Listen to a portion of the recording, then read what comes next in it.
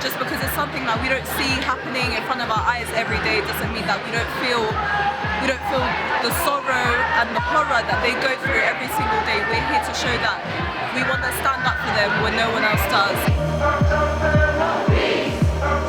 Europe and the West are always proclaiming and pointing their fingers at other countries about human rights violations, and yet here we are supporting one of the biggest violators of international law. And it's about money and power and politics, and it's not about humanity. And this should actually scare everybody in the world, that when international law isn't being upheld, then we're all in danger, all of us.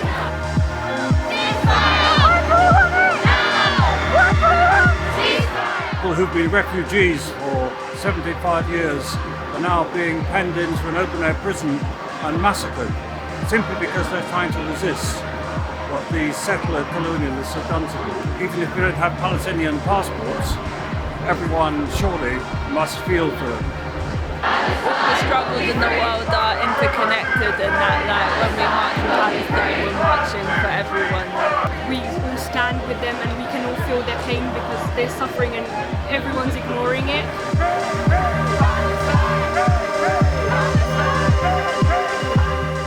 It's not complicated. It's really not that complicated, and it's very ignorant for someone to take that position in this day and age when as soon as you open your phone, all you see is innocent children being massacred. It's not fair, it's not right, and that's not the reason. These guys are human beings. This is the dehumanization of a massive group of people, and it's like the world just stands back and watches and does nothing.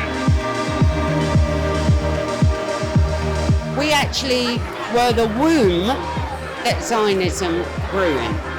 And for our government now, any politician who tries to speak up for international law against genocide is silenced. We saw what happened to Jeremy Corbyn, and only in the last few weeks, Tory MPs, Labour MPs, any MPs who are trying to do the right thing and instigate international law, human rights, humanitarian law, is being silenced and pushed out of their jobs.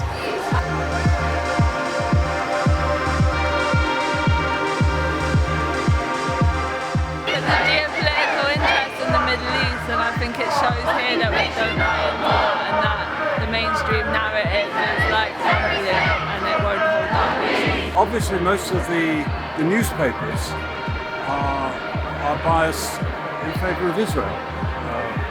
Quite shockingly. It makes you embarrassed to be British. A lot of the people who formed Israel are Westerners. People from America and Europe have moved to an Arab country, pushed the Arabs out, and when people in Britain see people in Israel, they tend to think they're white, like me. And so I think some of it is simple racism. Some of it, I think, is the class interests of the people who own these newspapers, arms manufacturers. It's a puzzling question. The genocide in Gaza is something which is horrific.